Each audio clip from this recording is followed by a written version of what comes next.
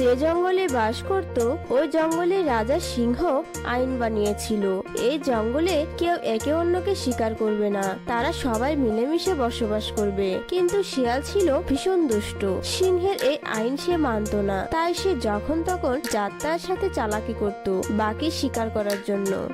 এই টুনি পাখি, নিচে নেমে আয়, তোর সাথে একটু গল্প করতে চাই আমি।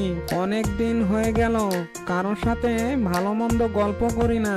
তোকে দেখে মনে হচ্ছে তুই গল্প শুনতে অনেক ভালোবাসিস। নিচে নেমে আয়, তোর সাথে গল্প করব। না না শিয়াল ভাই, আমি নিচে নামতে পারবো না। তোমার কোনো গল্প করার থাকলে তুমি ওখান থেকে বলো, গাছের উপর থেকে আমি ঠিকঠাক ভাবে শুনতে পাচ্ছি। কি তোর এত বড় সাহস, তুই কিনা আমার মুখের উপর না বলিস? তাড়াতাড়ি নিচে নেমে আয় বেটা, তা না হলে উপরে উঠেই তোকে খাবো।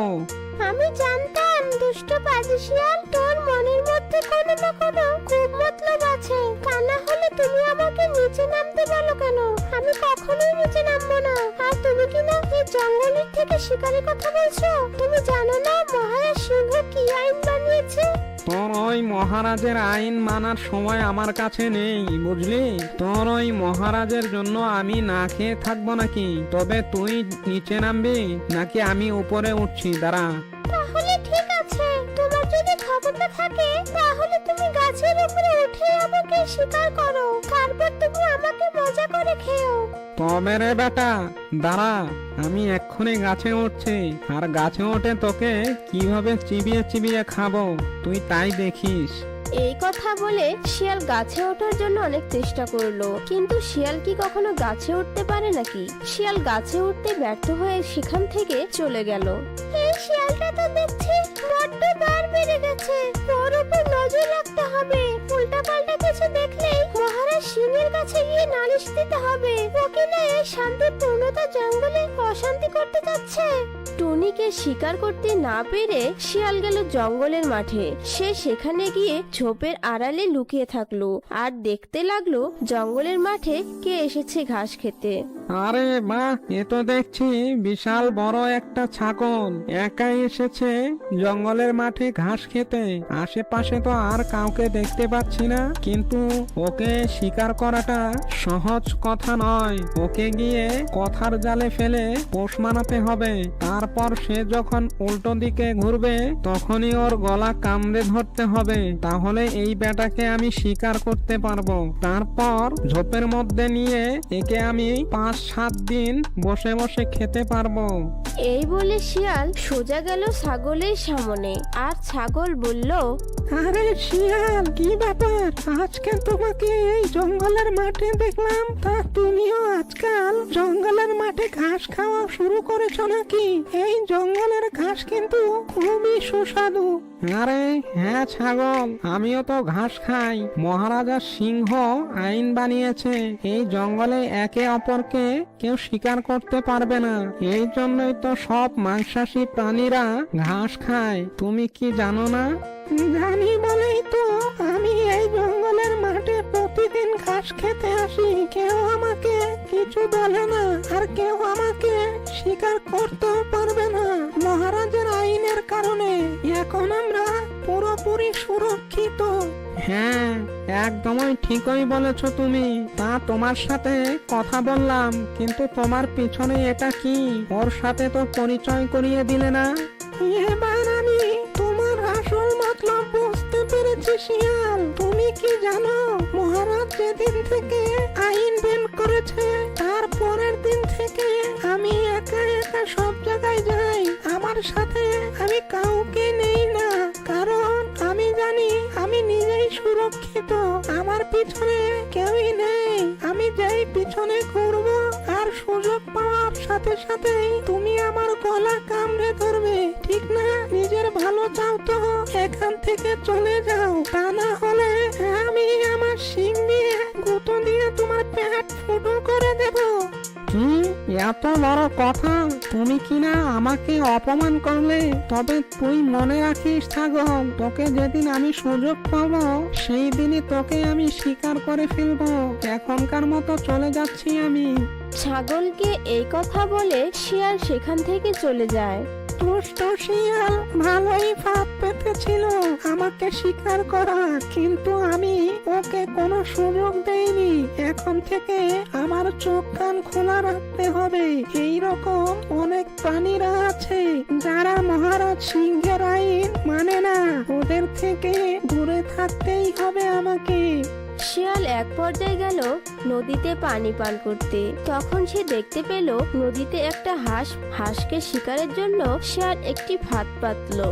হ্যাঁ হ্যাঁ হ্যাঁ, এই ডাঙ্গা থেকে নদীটা কত সুন্দর লাগে। তবে কি আর বলবো, আজ তুমি সত্যি অনেক ভাগ্যবান যে তুমি এই নদীতে সব সময় থাকো। তুমি এই নদীর সৌন্দর্য দেখেছো কখনো? নদীর সৌন্দর্য মানে কি বোঝাতে চাচ্ছ তুমি শিয়াল? আমি তো সারাদিন এই নদীতেই থাকি, কই আমি তো কোনো সৌন্দর্য দেখতে পেলাম না। তুমি কিভাবে দেখছো?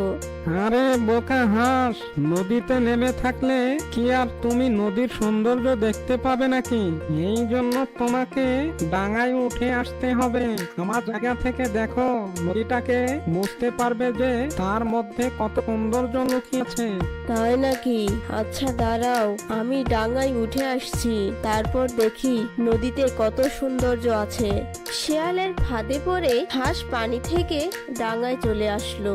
কোথায় শিয়াল? নদীর সৌন্দর্য? নদীকে তো আগের মতোই দেখতে লাগছে। নদীর সৌন্দর্য তোকে আমি দেখাবো আমার পেটের ভিতরে নিয়ে। আমার পেটের ভিতরে একটা নদী আছে। এই কথা বলে শিয়াল হাঁসটিকে শিকার করে ফেললো। তারপর সেই হাঁসটিকে নিয়ে ঝোপের আড়ালে চলে যেতে লাগলো। এই সবকিছু দূর থেকে টুনি পাখি দেখে ফেললো। আরে এই দুষ্ট শিয়ালটা অসহায় হাঁসটিকে বোকা বানিয়ে শিকার করে ফেললো। আমাকে এক্ষুনি যেতে হবে মহারাজ সিংহের কাছে, আর গিয়ে সবকিছু খুলে বলতে হবে। কিন্তু আমার একার সাক্ষী মহারাজ সিংহ বিশ্বাস করবে না।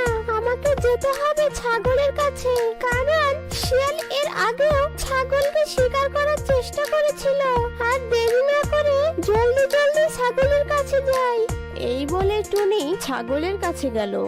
আরে টুনি পাখি, তুমি হঠাৎ আমার কাছে কেন? আমাকে কিছু বলবে নাকি তুমি? আরে হ্যাঁ ছাগল, আমি তোমাকে একটা কথা বলতে এসেছি। কিছুক্ষণ আগে যে শিয়ালটি শিকার করতে এসেছিল, ও এইমাত্র নদীতে গিয়ে একটি হাঁস শিকার করে ফেলেছে। ও আমাকেও শিকার করতে এসেছিল।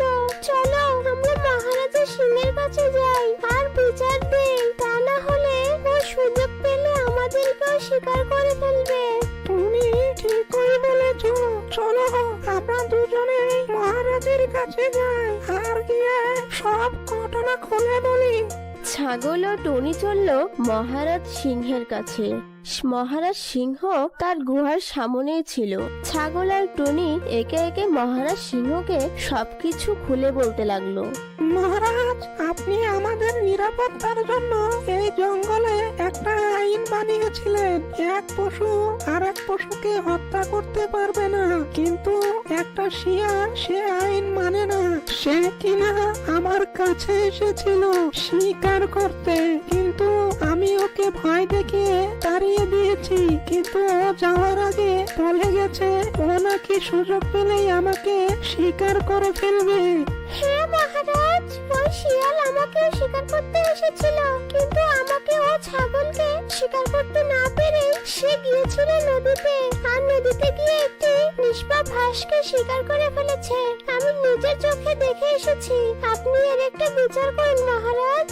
কি শিয়ালের এত বড় সাহস? ও কিনা আমার আইন মানে না, জঙ্গলের বাঘ পর্যন্ত ঘাস খায়, আর ওই বেটা একটা শিয়াল হয়ে ও কিনা শিকার করে বেড়ায়। ওর এত বড় সাহস, এক্ষুনি ওর আমি ব্যবস্থা নিচ্ছি। সিংহ শিয়ালকে ধরে আনার জন্য বাঘকে ডেকে বলল, এই বাঘ, এক্ষুনি জঙ্গলে গিয়ে শিয়ালকে ধরে নিয়ে আয়। ওর নামে অনেক নালিশ আছে, ওর বিচার করতে হবে। ও কিনা আমার আইন মানে না, ওর এত বড় সাহস।